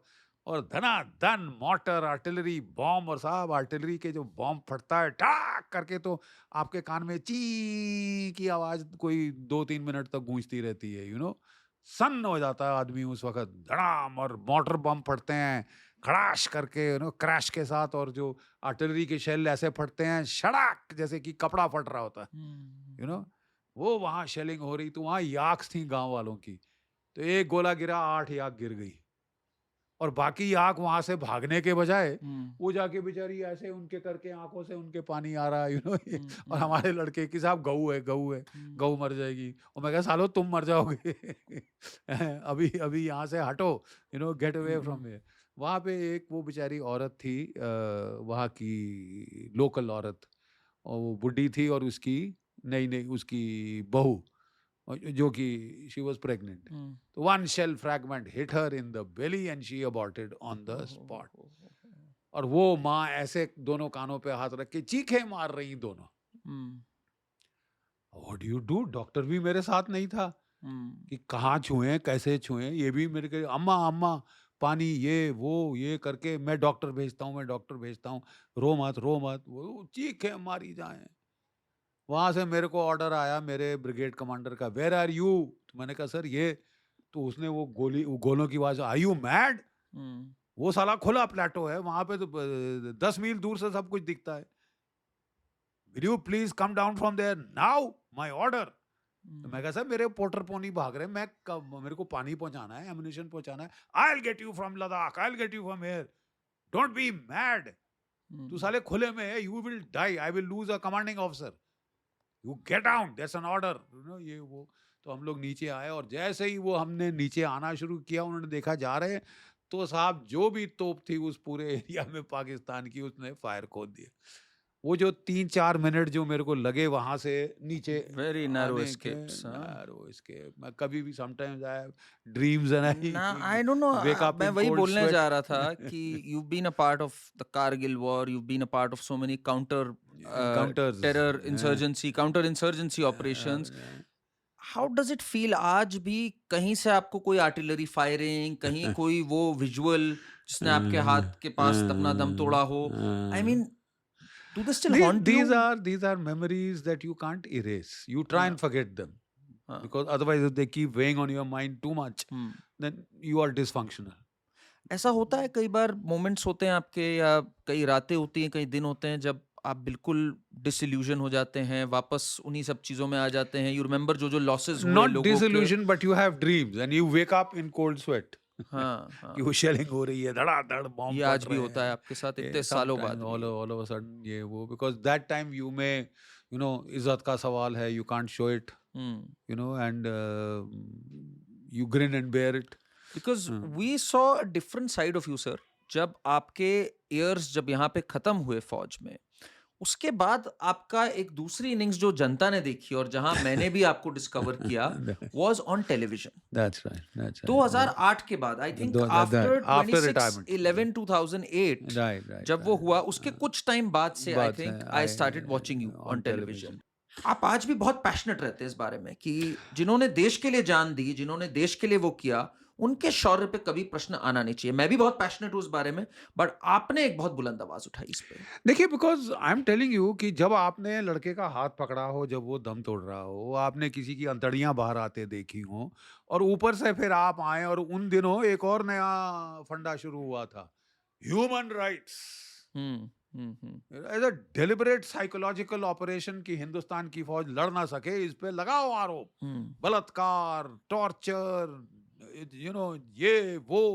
एक तो आप लड़ो, एक तो आप मरो, and most of the time मैं काउंटर टेररिस्ट ऑपरेशन में था, पंजाब में, किश्तवाड़ में, रजौरी, पुंछ में, most toughest areas of those times. मैंने वहां पे नौकरी की हुई है। मेरे लिए इट्स नॉट थ्योरी, मेरे लिए it's not some discussion point. I used to hear that and see the face of that boy. It used to get me hopping mad. It used to get the blood up. Those boys deserve better. Yeah. वो आपके लिए साहब उसने प्राण त्याग दिए, आंखें खो दी, टांगें खाई, एम्प्यूटेटेड। एम्प्यूटेटेड, अंतड़ी बाहर आ गई, ऊपर से गाली। That was impossible. I am very happy कि मैं, कर्नल RSN सिंह, हम 2 3 4 थे, वी स्टार्टेड गोइंग। नैरेटिव बदली हो गया है साहब आज बिल्कुल, के बिल्कुल बदला है सर आपने, नैरेटिव नैरेटिव बदला बदली है। हो गया है। मैं आपको एक बात बताऊं सर, हम लोग जब भी लोगों से, मुझे आज तक याद है, पहले एक टाइम होता था जब बॉलीवुड के स्टार्स या सिर्फ क्रिकेटर्स की और लोगों में एक वो होती थी, एक क्रेज होता था, फैन फॉलोइंग होती थी। या आज जब हम लोग पॉडकास्ट करते हैं, हमें सबसे ज्यादा किनका आता है कि भाई GD बख्शी साहब को बुलाइए। तो this narrative change where people have started recognising हमारे रियल हीरोज कौन है, कौन लोग हैं जिन्होंने एक्चुअली देश के लिए अपनी जान तक बाजी पे लगा दी या जान दे दी। आई थिंक उनके लिए जो एक क्रेज बदला है, एक जो एडमिरेशन आई है पिछले 10-15 साल में, उसमें आपका बहुत बड़ा योगदान है सर। मगर at least we were able to articulate या कि फौजी लाइफ है क्या साहब। हाँ। कि आप जिसको गाली दे रहे हो कि इसको जेल में डालो साहब, इसके खिलाफ जनरल कोर्ट मार्शल करो, हम्म। दैट बॉय उसने तो अपनी जान लाइन पे लगा दी है आपके लिए।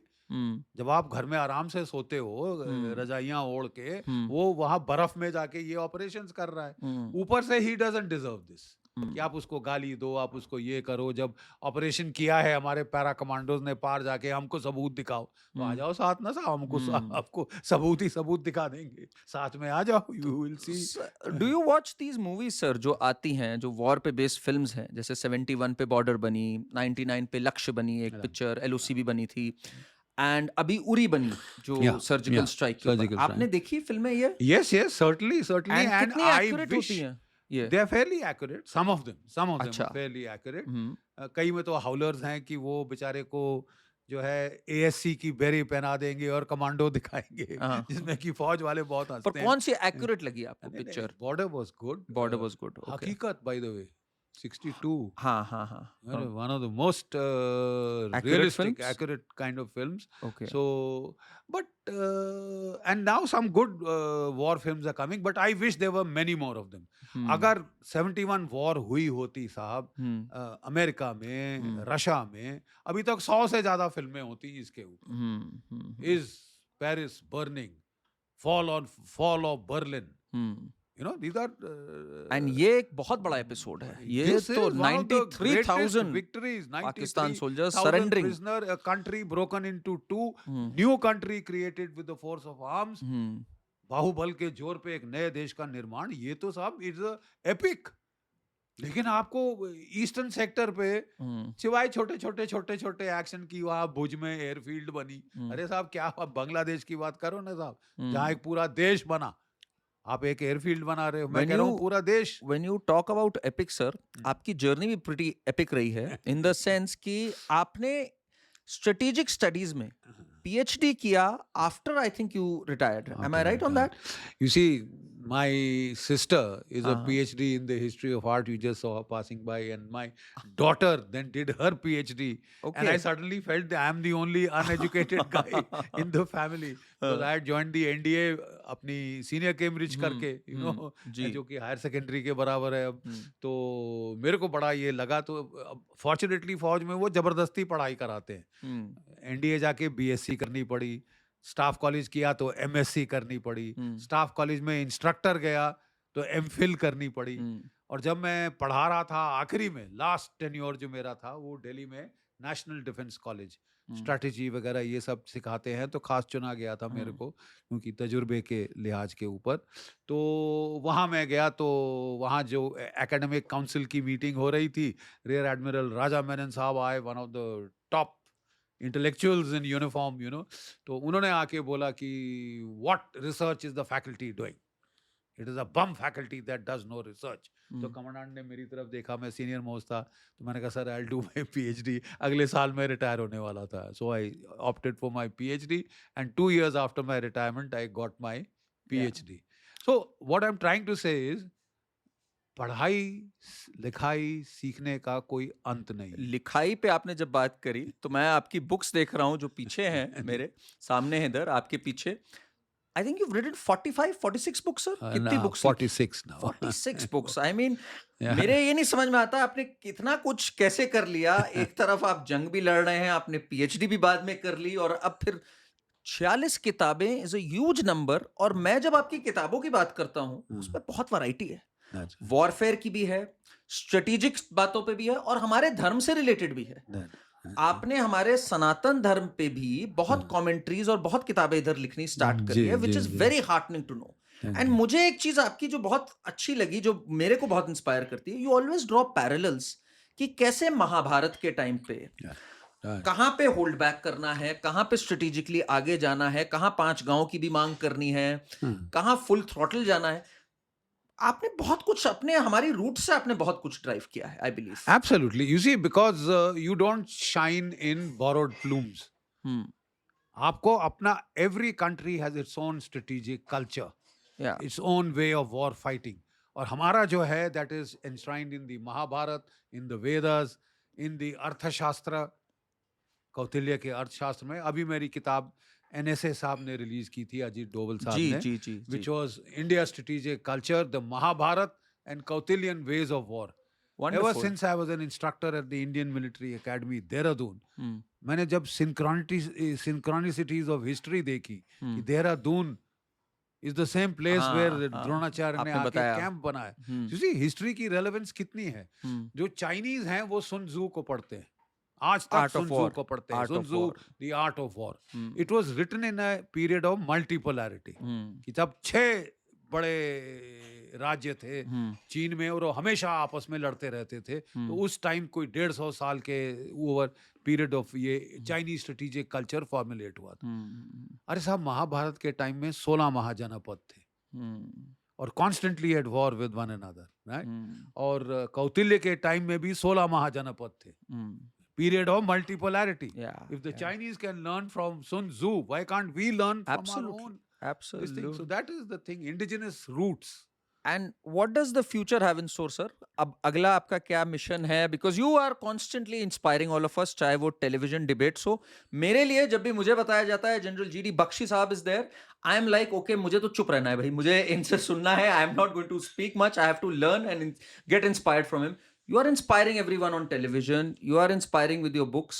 आगे क्या है? Is there anything more that you're looking to achieve? You see, I'm 75 और टेक्निकली वानप्रस्थ 70 पे शुरू हो जाता है। पर आपने सर एज डिफाई कर दी है वो, इसलिए मैं नहीं मानता ऐसे। No, so the thing is, आप अभी किस तरफ स्टडी की तरफ मोड़ कर रहे हो? तो मैंने somehow for the last few years बहुत सारा your वो कहते हैं ना, धर्म क्षेत्र Kurukshetra.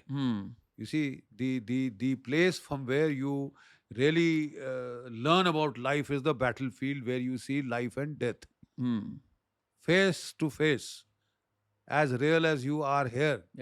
I'm seeing death before my eyes. हम सब सोचते हैं कि हम कभी नहीं मरेंगे, दूसरा मर गया, हम नहीं मरेंगे। You see, but you are forced to face these questions, so you automatically turn philosophical.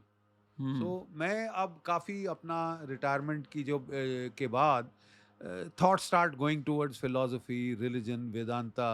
और मेरे फादर साहब वो आर्य समाजी थे, बहुत वो वेदों पे चाहते थे कि मैं स्टडी करूं। मेरे जो गुरु महाराज थे, he was an engineer, and then he chucked life. He was in a multinational corporation as a manager. 27 he chucks life, goes into a forest in Maharashtra, between the Ajanta, Ellora and Pitalkhora caves, makes a straw roofed hut, meditates for 15 years in that forest all alone. There are people like that. Stranger, life is stranger than fiction. You see? So he was very much up. He taught me meditation, and I could at a time meditate for 7 hours in my annual leaves. If you believe in rebirth, sir, मतलब I believe rebirth is 2-3 decades away from you, but I'm just asking कि अगर rebirth में believe करते हैं आप, what would you want? Would you want to take another birth in this world? What would you like to be? क्या चाहेंगे आप in that case? You see, because आपकी जो journey रही है, it's painful also. It has its moments of pain. Tough. It's been tough. It has satisfaction also of serving the motherland and inspiring millions. तो is this journey again worth it? आप कैसे सोचते हैं इसको now? Because we're talking philosophically. What do you think? You see, one thing I'm very convinced about, because I've seen so much of death and dying. Na hanyate hanyamane sharire. Hmm. It does not die with the death of the body. Yeah, I know. There's I a know. strong conviction. I haven't had an out of the body experience, but Hmm. I've seen so many men die, but deep conviction. Hmm. I have clean corpses with that bloody spirit, Hmm. you know. So I have seen more of death and dying than I would care to remember or Hmm. like to remember. But the fact of the matter is a deep conviction that this is not the end. Hmm. This is not the end. This is not the end. There are cycles to go. There are cycles to go. And the other thing is peace within. Peace within. Look for peace, that peace within. And I find that there are episodes when I'm just sitting on a calm, sunny winter day Hmm. with the sun streaming in through the window with a book, and I suddenly get periods of great happiness. Hmm. Just happiness for no rhyme or reason. Not because something nice has happened. Happiness because I'm alive, I'm feeling the sun on my skin. Right. And I think that's a very great thing. That is Soma. So we've had Major General G.D. Bakshi साहब with us, जिनकी जो journey है वो शुरू हुई जब वो सोचते थे कि क्या ये दुनिया का अंत है, दुनिया इसके आगे है, और बाद में ये पूरी दुनिया आज मानती है कि ये उसके सेंटर में है. They are inspired by his journey.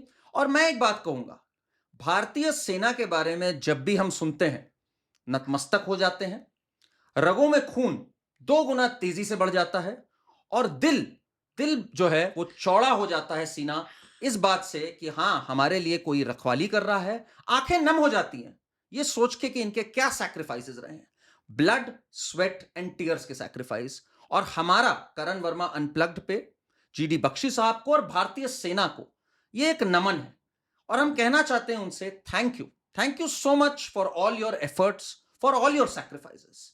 Gopal Prasad Vyas की एक कविता थी, वह खून कहो किस मतलब का जिसमें उबाल का नाम नहीं, वह खून कहो किस मतलब का आ सके देश के काम नहीं, जो परवश होकर बहता है वह खून नहीं है पानी है, वह खून नहीं है पानी है.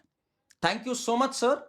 एंड करण वर्मा अनप्लग्ड को प्लीज सब्सक्राइब करें, वीडियो को लाइक करें, हमें कमेंट्स में बताएं आप और किन से रूबरू होना चाहते हैं.